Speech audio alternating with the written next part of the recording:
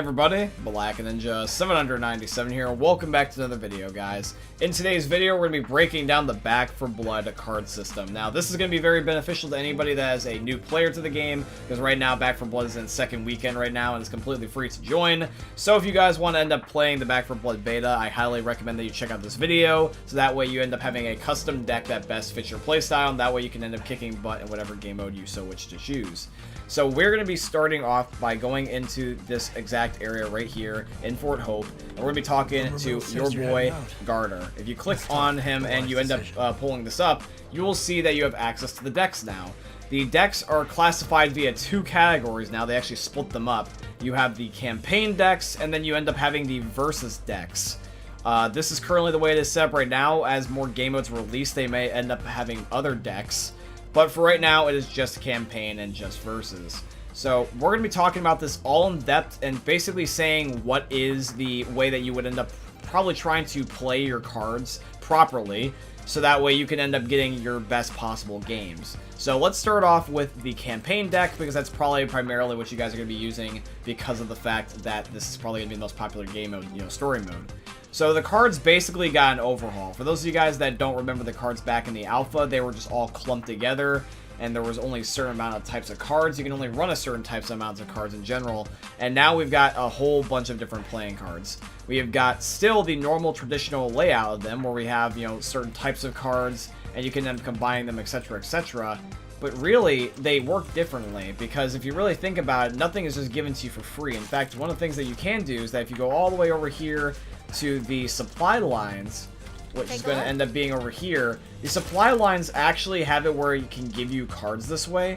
So the cards do have to be unlocked, so you're not guaranteed to get everything. So you want to make sure that you are doing the supply lines. You end up getting the points to unlock those supply lines or individual pieces every time you end up completing campaigns or playing versus games. But when you end up unlocking the cards, you can end up customizing your decks more.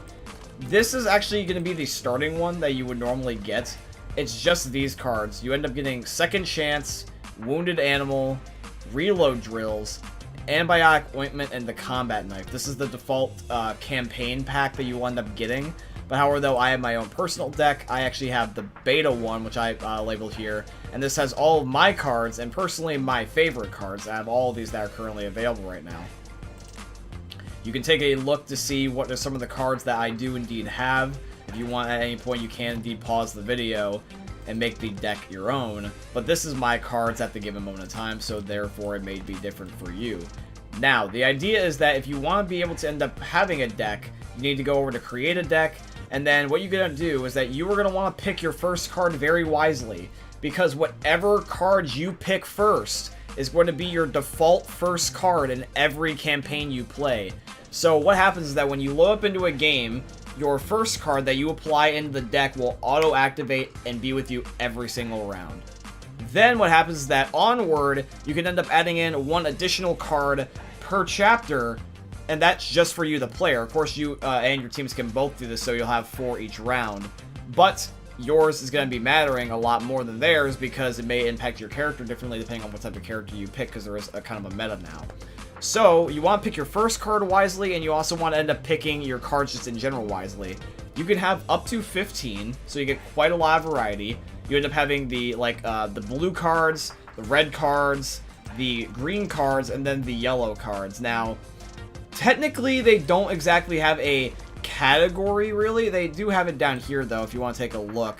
If you end up taking a look, there is, mobility, accuracy, strength, and then I would say looting. That's kind of the categories that I would say that these really are, because that's just kind of what a majority of the cards are. If you take a look at the blue cards, a majority of this is sprinting, durability, fast hands, aim down sight, stuff like that. The red cards are more about ammo capacity, healing, gear, strengthening, basically becoming a juggernaut.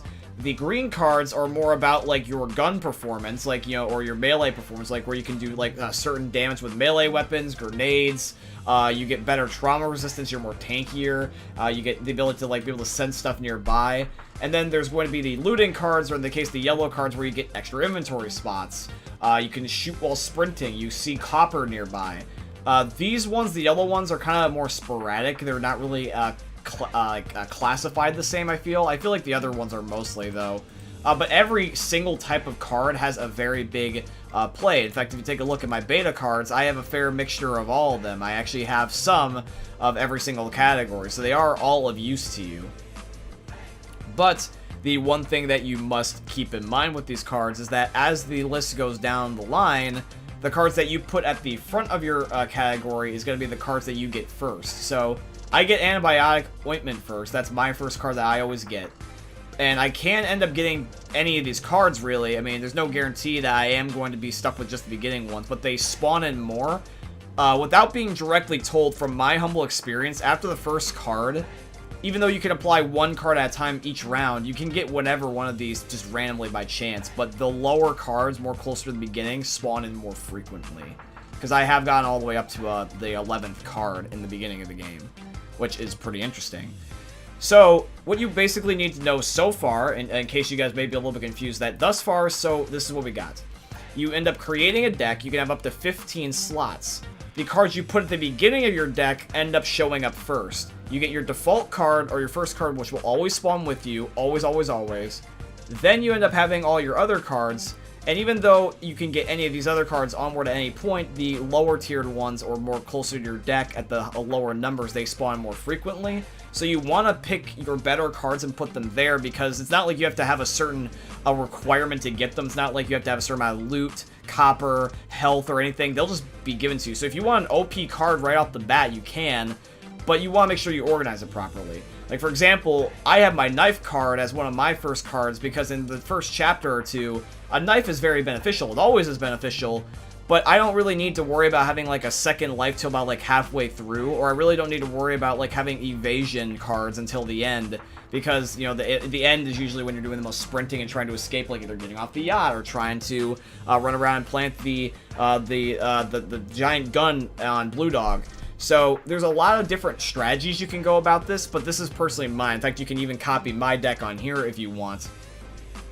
But the main thing with this deck, with the one in campaign, is that you guys know is that however you organize it is what you're going to get. You are going to be getting a deck that's customized to you within the realm of a little bit of RNG, but it is worth it. Now we're going to be moving over to the Versus deck.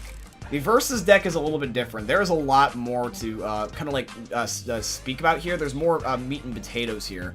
Now this is my custom deck, which is going to be Versus, but these are the different starting packs. You can actually get multiple. You get Squad Leader, Medic, Operator, and Soldier. And they are categorized based off of, you know, the different types of cards you can get, you know, matching those similar names. Every card in here is also different, by the way, for the most part, except for a few. There are some cards in here that you can only get via the Versus packs. However, though, some are from single player. Now, as far as I'm aware, the cards don't really exchange game modes that much. Some will be available on both, some will be available on one, and some will be available on one and then the other, but the other one can't do it the other way around. Like, I could have, like, a single player card applied to single player and Versus, but I can't have, like, necessarily sometimes a Versus card applied to a single player and only just Versus, if that makes any sense. I know, it's very complicated. But yeah, you can take a look at all these cards. I personally, for me in particular, the way that I play and the way that I go about Versus right now is I have a lot of medic-based cards. In fact, that's probably predominantly what you're going to want to run, because if you take a look at my Versus deck, a lot of them are medic. I have 2 evasions, or basically like 2 mobility ones, and I have like technically like 1 defense, even though it's listed under mobility. And then a lot of these are the medic ones. The general rule of thumb is that when you're playing with a team, as long as they don't rage quit, if you're playing with a team, you pretty much want to have everyone end up having a good majority of the more medic-based types of cards, because then you're all going to be able to be very good at trying to be a team player and reviving each other while still equally remaining independent. Yes, every other category will be benefit to you. I can definitely see why mobility would be important, but the zone shrinks in Versus, so there really isn't a point. So at the end of the day, what I can tell you about Versus compared to campaign is campaign you can basically use everything, but Versus is kind of niche. Now, regardless of whether or not you're playing with randoms or teammates, I just recommend that you end up using as many medical-based cards as you possibly can. because it will save you so much time, because you don't want to have it where your teammate goes down and you have a slow revive, or you're getting weak and you sacrifice your health to do it, stuff like that. In summary, basically what we have learned so far is that you want to grind the supply lines. Campaign, you can pretty much have whatever you want. If you want, you can copy me, but I recommend just having a fair mixture of everything. Versus, you also have the same logic where you kind of want to be able to have a fair mixture of everything, but predominantly medical-based cards, and whatever you end up placing first will also end up coming first to you, so you also want to do the status accordingly. And there's even some specific cards only to the certain game modes.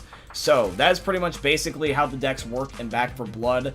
This is trying to take something convoluted and try to make it as simplified as I can. Yes, I understand that this video isn't perfect, but this is my best proper way to describe it, because a lot of people just genuinely may not understand, because this is probably one of the most biggest differences about Left 4 Dead and Back 4 Blood is just the card system and just being able to upgrade your character along the fly. This does kind of end up using the RNG like logic of the director, but it's almost player controlled. You are basically the director through your cards, because every different person you play with, teammate wise or even versus wise, because of the corruption cards, they all have a factor and make the game a lot more different each and every single time. But yes, guys, this is basically going to be today's video. I truly hope you guys end up enjoying it. If you did, please drop a like. If you guys want me to end up elaborating more, if you guys have any questions or any concerns, I can definitely answer them for you in the comments down below. So definitely let me know if you have any questions. But yeah, guys, this is basically going to be it. If you enjoyed, once again, drop a like. If you guys want to financially support the channel, I would definitely appreciate if you guys could check out my Patreon link down below in the description, or use supporter creator code BlackNinja797 in all caps in the Fortnite and Epic Games item shops, because that's very much appreciated. This video is sponsored by Epic Games. But I hope you guys end up enjoying another YouTube video for the most unique YouTuber you guys are ever going to see. Thank you for watching, guys, and peace out.